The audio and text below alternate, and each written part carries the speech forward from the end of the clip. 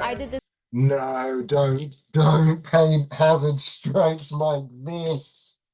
Ah, no, that is not how you do it. Okay, okay. As always, this episode has been sponsored and brought to you by the Gaming Gibbon. Oh yes, check them out, gaminggibbon.co.uk.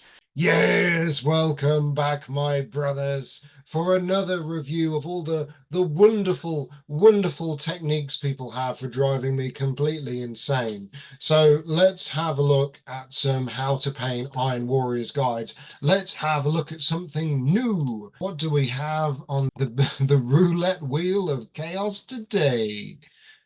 Nuka Kitten. Okay, it's a girl. Have you seen videos where they use the non-metallic Okay, a lot of energy, lady. A lot of energy. All right, let's give this a go. metallics? Well, stop wasting your time. I want more metals, more iron, more steel. Gorgon demands it. But that would be Iron Hands. No. Am I missing something? Is this meant to be part of the charm? Is this meant to be the joke?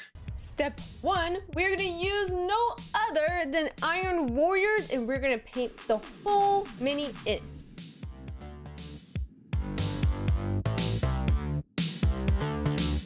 All right, this is a very valid point, I feel. To all the people telling me that I need to get a green screen, Your Honor, Exhibit A as to why I don't get a green screen. Look at the state. Look at the state of the background. It's terrible. It looks terrible. Why would you want that? Why would you do that, right?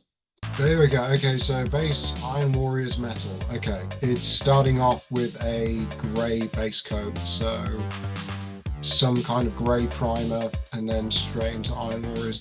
Do you ever hear that meme about, oh, he collects Black Legion, but he doesn't paint them with Black Legion paint, or he collects Ultramarines, but he doesn't use Ultramarines blue? This is this is the equivalent of that. Oh, you collect Iron Warriors, but you don't use Iron Warriors metal. I want to say this is a mostly 3D printed model, and I say mostly for the pure sake of I'm pretty sure the head and the crest are from the upgrade kit. But the shield, the torso definitely, the legs, the backpack. The backpack is very familiar as a 3D printed part. But yeah, it's a mix, and that's fine.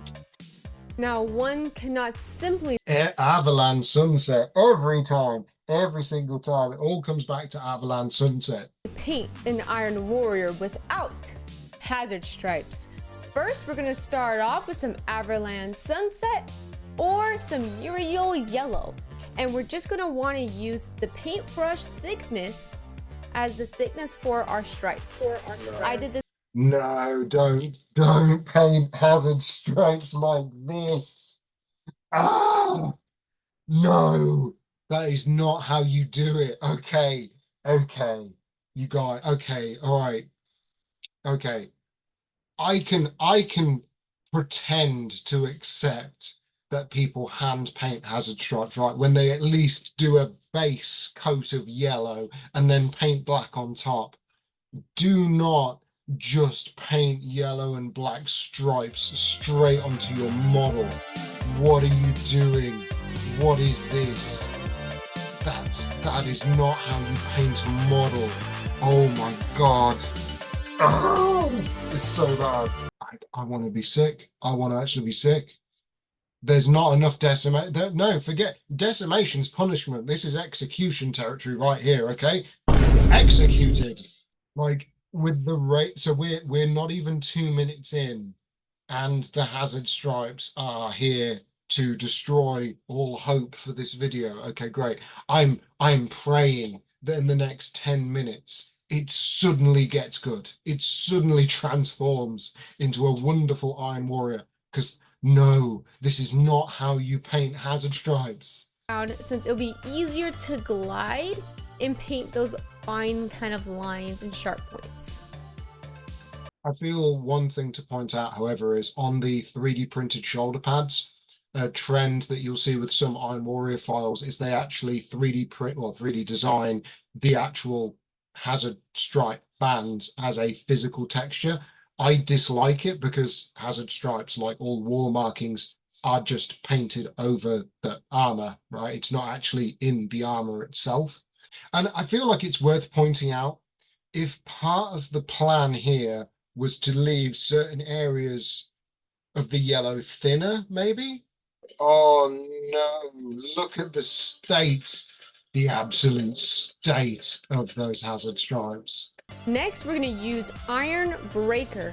We want this to be used for our general brighter highlights. So we don't wanna just focus on edges, but just larger areas as well. And we're just gonna tap it in, and we wanna stay away from joints and where the armor plates meet.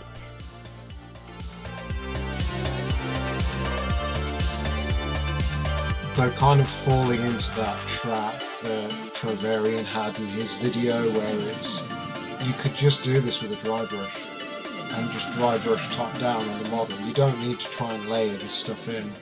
Also, what is it with you guys and just putting brass on the model and just skipping over it in the video and not talking about it? Just, oh, I'll just do these bronze details. No one cares about bronze. No one likes the Minotaurs. Now for the brightest of highlights, we're gonna use Stormhost Silver. And here we do want to focus on the edges and the bolts. I just like to use the end of my brush to kind of tap in on those edges. Then if you want to do just little extra brighter highlights. It's just so thick and blobby. You could literally have just dry brushed with this over the Iron Warriors and you'd have been fine. You didn't need to do any of that previous step. Just dry brush with this and you'd be fine. Because when you do a wash over the top of this, it's going to act like a filter anyway, and it's going to make those really bright highlights blend nicely into the deeper, darker metals before it then goes into the shadowed recesses. So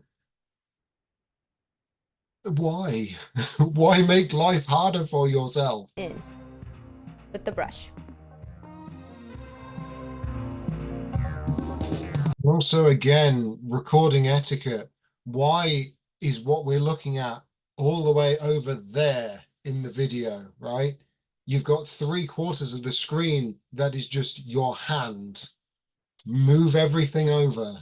It doesn't take 2 minutes. I know it's awkward when you got the camera in front of you and you're trying to paint around it, but just move it. Move your hand, not the camera. Now I want the shield to have a slightly more weathered look. So instead of just focusing on the edge, I sort of just messy tapped it in with the brush like this. Stippling, it's called stippling. That way it's just kind of being pushed into the shield, and it just kind of a little brighter push into it. And I also do this on the back of the shield as well. I'm spending so long, spending 5 minutes just to paint silver. Come on, move on. Now this is the step you're probably thinking, it's time for Agrex Earthshade. And you're wrong. In this one, we're gonna start off with some dried bark, and we're gonna go ahead and You could have gone for, because I am sure that there's a contrast paint that is a dark brown, not snakebite leather, because that's too kind of golden brown. You want but there is a contrast paint that is just this. It's a dark muddy brown that you can just wash on, right? Now we want to put this over just segments because this is an acrylic based paint. So I mean, you say just segments, you just covered his entire right leg.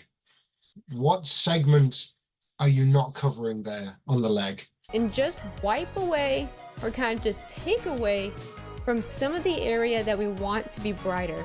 So that'd be like the edges and brighter highlights on the front piece. So if this was like the front of the leg, we would make this part in the front brighter, leaving the sides alone while keeping the edges nice and dark. Yeah, wicking away paint from the surface. It was a technique they used when they did the first Alien film, and they made all the panels for the spaceship interior and they painted them silver. They spray painted black over the top and then immediately with a damp cloth wiped that over the surfaces, and it's a similar effect, but it's the pooling on this is just going to be immense. It's going to be absolutely immense. Because the brutal irony now is that a lot of the highlighting work that you just did, other than the most extreme raised areas, it's just gone. It's just vanished under this brown slurry that's been put over the surface. And still no love for my bronze, my brass and bronze, completely ignored. They're now gold in the video. Next, we're gonna use some Uriel yellow, and I watered it down just slightly to where it's like an ink-like substance. And then we're just gonna focus on those middle areas on the hazard stripes, staying away from the edges because we still kind of want it to have that nice dark, grim dark look. Right, that's it. There you go. We'll watch together.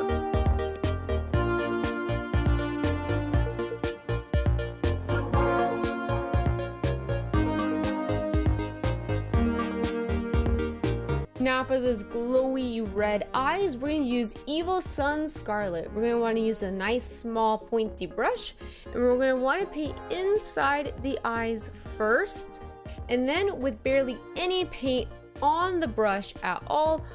And to all the people who are going to be watching this video and just spamming in the comments like, oh, well, hazard stripes aren't really that important and blah, blah, blah, blah, blah, making, you know, mountains out of molehills.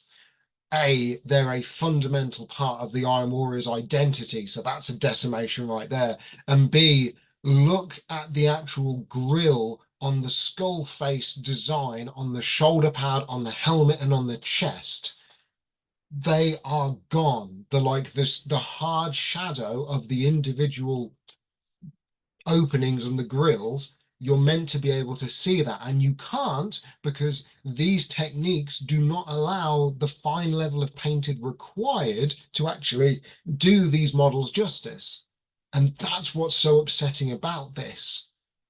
If you were to do this on a vehicle, yeah, sure, it could work. But on individual miniatures like this, I'm telling you, this is... Did you bend your brush? Did you bend the metal on your brush? All right. As well as the corners. And it's okay if you get some of it on the rim of the bottom eye.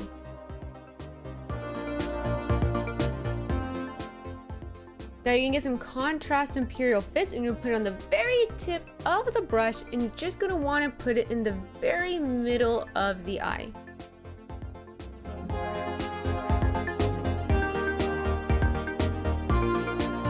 Class, I want you to look at these models and tell me what you think is wrong with these photos.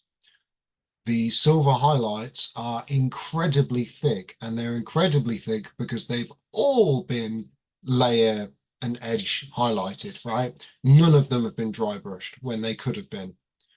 The the grill on all of the skulls is just gone. It just looks like one solid welded thing when it should be individual. You can take some of that black Templar contrast paint and just do little lines. Just do little lines down each one. Bam! All of a sudden you can make out the details beautifully. The metals all blur together. None of the brass and bronze work was talked about. And the yellow, I've banged on enough about the yellow. Well, I've seen you've stayed to the end. In that case, subscribe or watch my next video. Or both. And if you want even more content, check out my gaming channel at Nuka Kitten Gaming. Decimation. Thank you for watching, my friends, and I'll see you in the next episode. And goodbye. gaminggibbon.co.uk. Link in the description box down below. A fantastic brand new company providing paint, tools, scenic basing and crafts for all of your hobby needs right here in the UK. Check out the website and get a 10% off discount code when you sign up to the website. Oh yes, they have all the big name brands from the Army Painter, MIG Paints, Gamer Grass, Geek Gaming Scenics, Green Stuff World, and of course Tamiya. So head on over, tell them that James Hall of JH Miniatures sent you. Oh yes.